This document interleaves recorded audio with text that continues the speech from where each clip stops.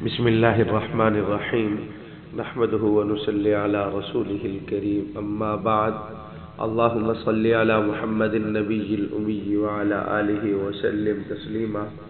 احباب گرامی، ہمارا یہ اسلامی کلچر کورس کا آج 5واں سبق ہے اور ہمارے 5ویں سبق کا عنوان ہے اخلاقیات، یعنی اخلاق حسنہ کیا ہے، اخلاقیات کیا ہے، خلق انسان کا کیسے ہونا چاہیے۔ دیکھیں، اخلاق یہ خلق کی جمع ہے۔ خلق کا اردو میں ہم ترجمہ کرتے ہیں عادت سے، خصوصی طور پر وہ عادتیں جن کا تعلق فطرت سے ہے۔ اب اگر یہی عادتیں اچھی ہے، شریعت کے مطابق ہے اور اللہ کی پسندیدہ ہے تو یہی اخلاق حسنہ ہے۔ ہم اس کو اچھی عادت، اچھی خصلت اور خوشگوئی کہتے ہیں۔ جب یہی عادتیں بری ہوں، شریعت کے خلاف ہوں، اللہ رب العزت کے نزدیک ناپسندیدہ ہوں، تو اسے ہم بری عادت، بری خصلت، بدخوئی کہتے ہیں، اخلاق رذیلہ کہتے ہیں۔ دیکھیے، علماء فرماتے ہیں کہ اخلاق حسنہ کے 2 طریق ہیں، ایک خالق کے ساتھ اور دوسرا مخلوق کے ساتھ۔ کہ اچھے اخلاق خالق کے ساتھ، اچھے اخلاق مخلوق کے ساتھ۔ کیا مطلب؟ دیکھیں، خالق کے ساتھ، اللہ تعالیٰ کے ساتھ حسن خلق یہ ہے کہ اللہ کے حکم پر دل مطمئن رہے، فرائض کو محبت، خوش دلی اور تابعداری کے جذبے سے بجا لایا جائے، اللہ تعالیٰ کی حرام کردہ چیزوں کو بلا کسی ملال اور ناپسندیدگی کے ترک کر دینا چاہیے، اور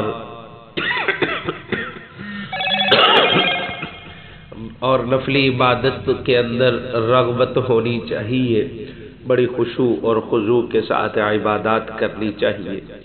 مخلوق کے ساتھ حسن خلق یہ ہے کہ معاملات میں نرمی، اپنا حق لینے میں نرم، لوگوں کا ادا کرنے میں چست ہوں، ہنس مکھ ہونا چاہیے، لوگوں کی تعریف اور ان سے بدلے کا طالب بالکل نہ ہونا چاہیے، حاجت مندوں پر خرچ کرنا چاہیے۔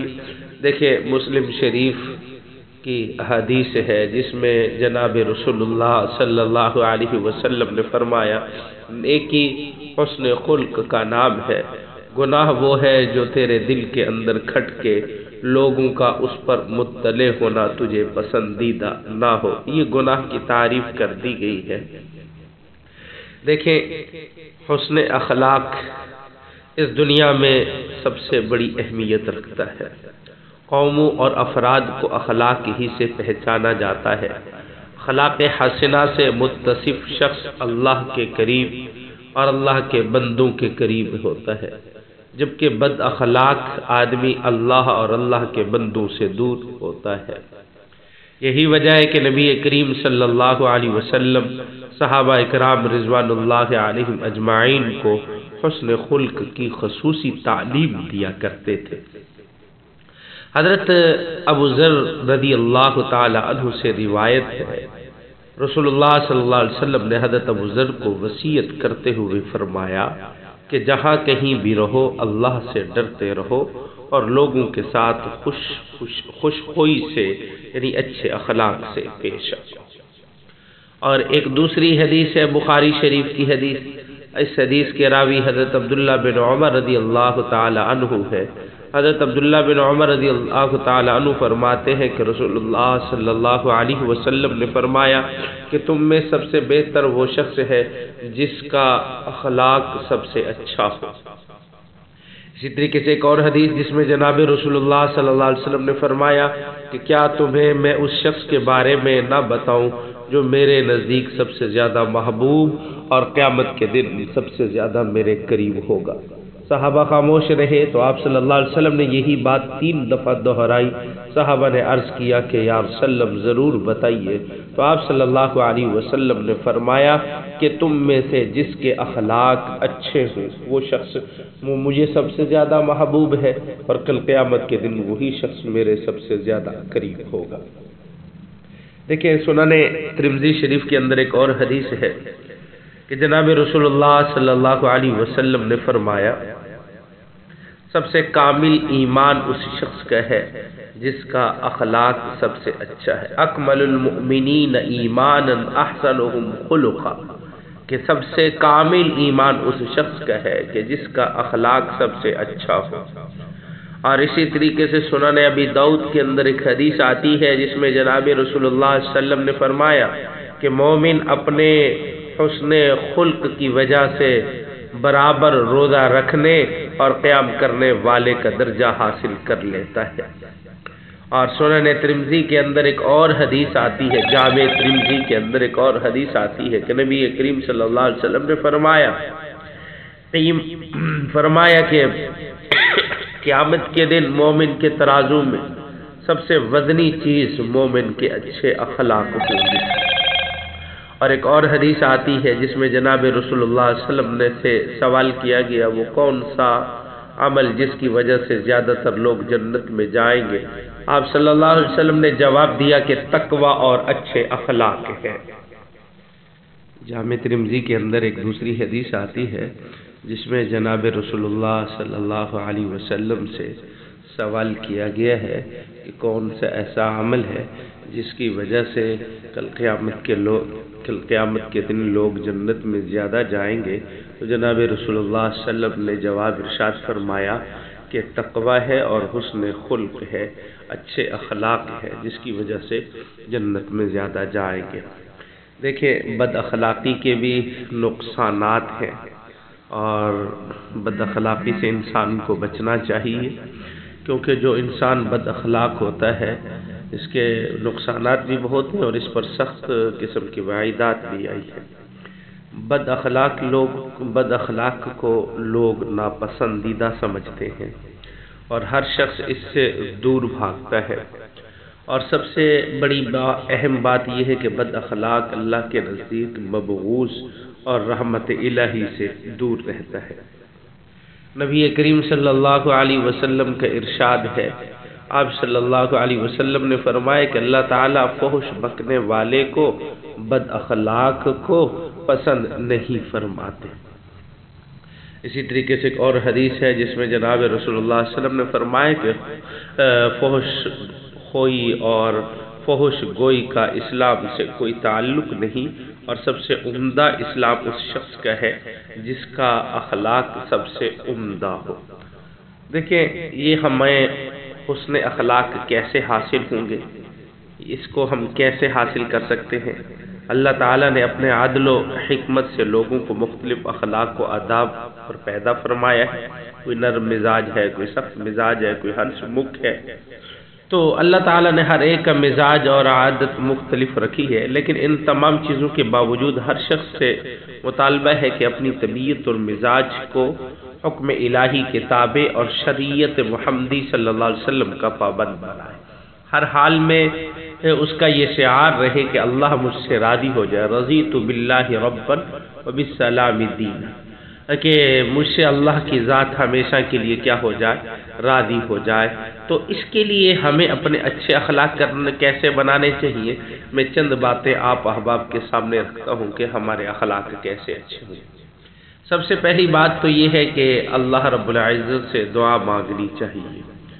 دعاؤں کے ذریعے بھی انسان کے اخلاق اچھے ہو جاتے ہیں۔ اپنی اولادوں کے متعلق، اپنے رشتہ داروں کے متعلق دعا مانگنی چاہیے کہ جن میں اللہ رب العزت سے اچھے اخلاق کا سوال ہو، برے اخلاق سے پناہ مانگی گئی ہے۔ جیسا کہ حضرت عائشہ صدیقہ رضی اللہ تعالی عنہا سے ایک روایت آتی ہے کہ جناب رسول اللہ صلی اللہ علیہ وسلم نے فرمایا، اللہم احسنت خلقی فاحسن خلقی، اے اللہ آپ نے میری شکل اور صورت اچھی بنائی ہے، لہٰذا میرے اخلاق کو بھی اچھا بنا دے۔ اور دوسرے نمبر پر انسان کو چاہیے کہ قرآن مجید کی تلاوت کثرت سے کرے، خاص کر فہم و تدبر کے ساتھ کرے۔ قرآن مجید کی تلاوت کرنے سے اس کو دو فائدے ہوں گے۔ پہلا تو یہ کہ اگر کسی کے اندر کوئی بری عادت ہے تو قرآن کی تلاوت کی برکت سے اللہ تعالیٰ اس بری عادت کو دور فرما دیں گے۔ اور پھر اس کے ساتھ دوسری یہ ہے کہ قرآن مجید میں اچھے اخلاق سے متصف ہونے پر بہت زور دیا گیا، جیسے کہ سورۃ بنی اسرائیل میں، سورۃ نور کے اندر اور باقی بھی قرآن مجید کے حصے کے اندر اللہ نے فرمایا ہے۔ تو جب بار بار اس کی تلاوت کرے گا تو اچھے اخلاق خود بخود اس کے دل میں گھر کر جائیں گے۔ تو اس لیے تیسرے نمبر پر فرمایا اچھے اخلاق اپنانے کے لیے اچھے اخلاق کے جو اجر و ثواب ہے انسان کو اس پر نظر رکھنی چاہیے، اور بد اخلاقی کی جو سزا ہے اس پر خاص طور پر توجہ دے کہ بد اخلاقی کی سزا کیا ہے، تو اس لیے اپنے آپ کو بد اخلاقی سے بچا سکے۔ چوتھا کام جو ہے اللہ کے رسول صلی اللہ علیہ وسلم کی سیرت کا مطالعہ کرے اور اس پر غور کرے، حضور اکرم صلی اللہ علیہ وسلم کی زندگی کو پڑھے، آپ کے افعال کو دیکھے، آپ کے رہن سہن کو دیکھے، غور سے توجہ سے اس پر عمل کرنے کی کوشش کرے۔ اور ایسے ایک عمل یہ بھی ہے 5ویں نمبر پر کہ حسن اخلاق کے اچھے انجام اور بد اخلاقی کے برے انجام پر نظر رکھے کہ جو اچھے اخلاق والا ہے اس کا انجام بھی اچھا ہوتا ہے، کیسے اس کو عزت و معرفت نصیب ہوتی ہے، اور جو برے اخلاق والا ہوتا ہے اس کا انجام بھی برا ہوتا ہے۔ اور اس کے ساتھ 6 نمبر پر نماز کا اہتمام کرے، نماز کا اہتمام اس کے شرائط و آداب کے ساتھ کرے، کیونکہ نماز یہ برائی سے، بے حیائی سے یقیناً روکتی ہے، تو اس وجہ سے نماز کا اہتمام کرے۔ نماز کا اہتمام کرنے والا کم از کم گناہ کا ارتکاب کرنے سے اپنے آپ کو بچا لیتا ہے، گناہ کا ارتکاب کرنے سے بچ جاتا ہے۔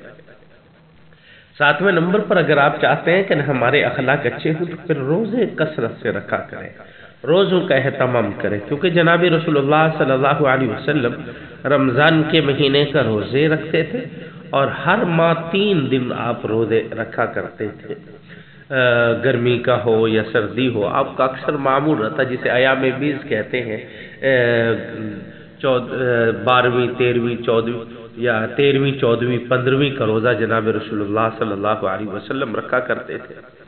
اور ایک بات اور یہ کہ اچھے لوگوں کی، اہل علم کی، علماء کی مجلس و اختیار کیا کریں۔ جب اچھے لوگوں کی مجلس اختیار کریں گے تو اس صورت میں آپ کے اندر اخلاق اچھے پیدا ہوں گے، اور صحابہ اور سلف صالحین علماء امت کی زندگیوں کا مطالعہ کریں، اور بد اخلاق بننے کا جو اسباب ہے، امور ہے، ان سے ذرا اپنے آپ کو بچائیں نا، ان اسباب سے اپنے آپ کو دور رکھیں، جیسے بلا وجہ بحث مباحثہ کرنا ہے، غصہ کرنا ہے، یا جو غصے دلانے والے امور ہیں ان سے اپنے آپ کو بچائیے۔ اور اسی طریقے سے کثرت سے بعض لوگ جو مذاق کرتے ہیں، کثرت سے مذاق کرنے کی وجہ سے منہ پھٹ بن جاتے ہیں، تو اپنے آپ کو ان چیزوں سے ذرا ان اسباب سے بھی بچائیے، اور اپنے اندر بعض اچھے اخلاق پیدا کرنے میں تکلف سے بھی کام کر سکتے ہیں، جیسے بناوٹی مسکراہٹ ہوتی ہے، چہرے پہ مسکراہٹ نہ بھی آئے تو آج آپ بناوٹی مسکراہٹ کریں گے اور اچھے خندہ پیشانی کے ساتھ کسی کو ملیں گے اور کسی کی نہ چاہتے ہوئے عزت کریں گے، تو اس کے ساتھ یہ ہوگا کہ کل کو یہ تمہاری آپ کی عادت بن جائے گی۔ تو یہ چند امور اور چند باتیں میں نے آپ احباب کے سامنے رکھی ہیں اچھے اخلاق اپنانے کے لیے۔